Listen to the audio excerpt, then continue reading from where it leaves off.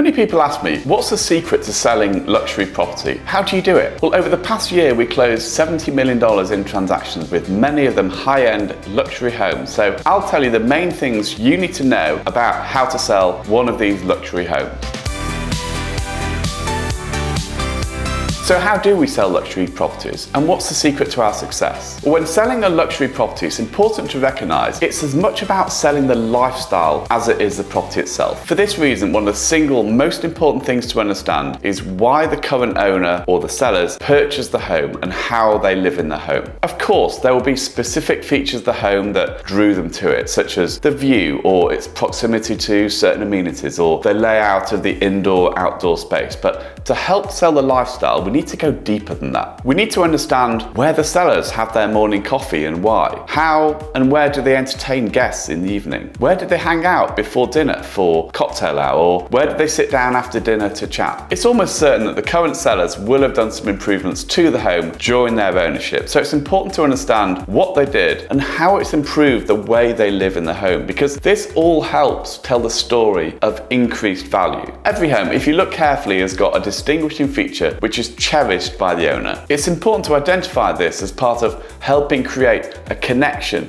between a potential buyer and the home. If the home is a great family home, then we need to talk about the expansive backyard that has been the setting for numerous family celebrations, from children's birthdays to wedding receptions. This just helps a new buyer connect with the space. Even better, if there's a piece of art in the yard that was a 25th wedding anniversary gift representing all the happy times they spent in the home. We need to tell all these stories as part of presenting it and selling it to the next owner. Or a home that has got a dedicated art studio bathed in natural light, where the owner, maybe they're an acclaimed artist, has created many of their pieces. This all helps give a sense of place. The next thing we need to do is understand the buyer. Of course, in creating the story, it's important to understand the likely persona of the buyer. I guess I'm lucky I had a background running a marketing agency prior to getting into real estate, because we spent our whole time in the agency working with brands, really trying to get in the minds of their customers. So it's a really natural process for me to really want to try and understand the characteristics of the buyers. For any given home, there'll likely be 2 or 3 target buyer personas. Of course, it's important to understand their motivation for buying a home, but it's even more important to understand how they would likely live in the home and why it would appeal to them. We need to build a picture of our perfect buyers. What do they read? Where do they currently live? Why are they moving? Will it be a primary home or will it be a secondary home? Do they like to hike or do they like to bike? What are their hobbies? By building up a picture of the different types of buyers, it just helps us to not only tell the story of the home and the surrounding area, but it also helps direct the stage of how we should set up the home. The ultimate goal is to help the buyer see a bit of them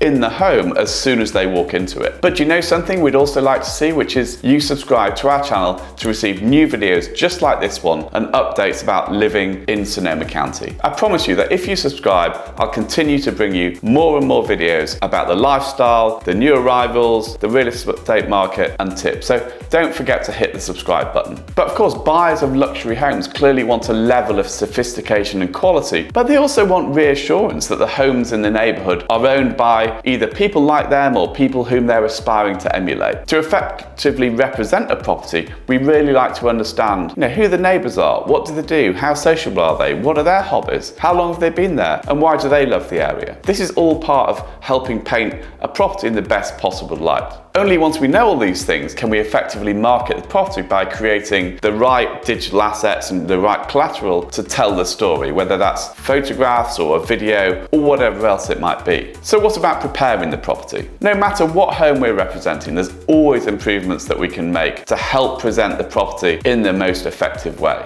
It might be as simple as investing in landscaping on the drive or the walk up to the home, or repainting the front door, or doing more extensive improvements such as repainting the house or changing out the carpets to help it appeal to the broadest possible audience. And the key with any home is to help it to appeal to as many people as possible, or rather at least offend the least number of people. A seller may love the dark green dining room, but it probably won't appeal to the most number of people because it appears dark, and let's face it, not everyone loves green. It's such an easy thing to change and will remove one obstacle to someone falling in love with the house. So why wouldn't we paint the dark green dining room a different colour? I mean, the level of improvements we recommend will very much much vary depending on the home and whether we can increase the value and desirability of the home at a cost that will deliver a return. As a general rule of thumb, it will often make sense to do smaller cosmetic changes, but when it comes to bigger projects like changing out a kitchen, it's unlikely to make sense unless, for example, by changing the kitchen, the whole house would then appear to be turnkey. Redoing a kitchen but then having bathrooms that need updating is less likely to be worth the financial reward because the home will still not appeal to the turnkey buyer. And as a team, we strongly encourage a homeowner to either stage or at least partly stage their home and also have it vacant if at all possible. There's no question that a home that's vacant and staged has got the biggest chance to get the best price. That being said, we understand that's not always possible, in which case we'll work with sellers to simplify the furnishings in a home and also create ourselves a window when we can expose the home to the market with as many people as possible in the shortest space of time. So let's talk about pricing. How do we price luxury homes? And this is where the real rubber meets the road. It's very rare for a seller to think their home is worth less than it actually is. It's just a fact of life. I mean, let's face it, they were often the only buyer prepared to offer the right price when they bought it. So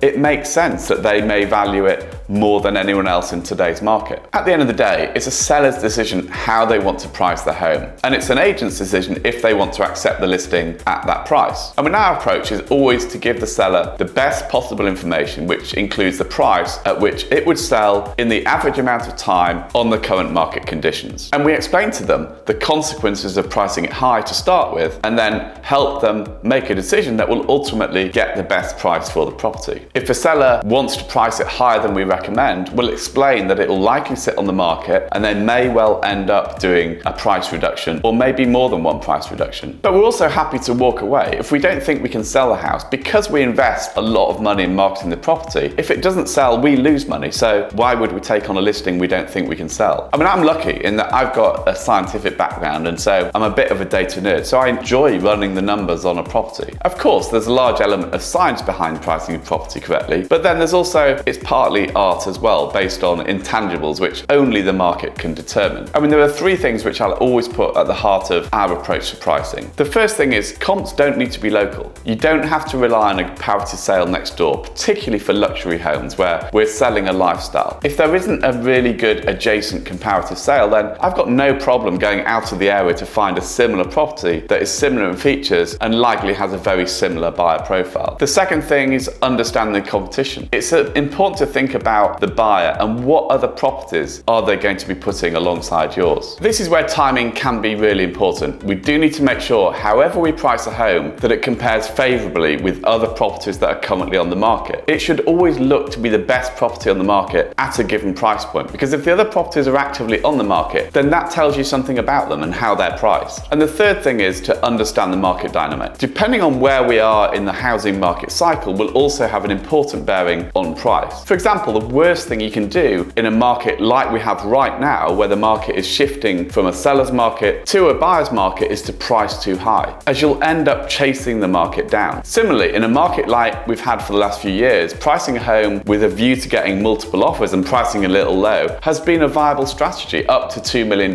because the chances are you'll be able to use those multiple offers to drive up the price. If we take the current market conditions, we see that the months of inventory for $2 million plus homes has increased 44% to 7 months over the past 2 years, as the number of $2 million plus homes sold over the past quarter has decreased by 46% compared to 2 years ago. I mean, it doesn't take a rocket scientist to determine that the conditions for selling a home are deteriorating, and we need to take that into account both in how we price the home and also to set expectations for how long we expect the home to take to sell given any price. So now let's talk about getting exposure for the home and getting the home in front of as many buyers as we can. I mean, once we have the home dialed in and priced appropriately, it's time to get to work on the marketing. And this is where a good agent will earn their crust. I must confess, I cringe when I see how some homes are represented online. I mean, back in the day, the most important thing about a home was how it looked from the street as people were driving around. Of course, that's still super important when someone drives up to the house, but it's probably more important that the home is represented as well as it possibly can online. I mean, bear in mind, 51% of people people find their home on the internet, looking on their mobile phone or their desktop. We need to do everything we can to make the home pop online. I mean, we're always asking ourselves,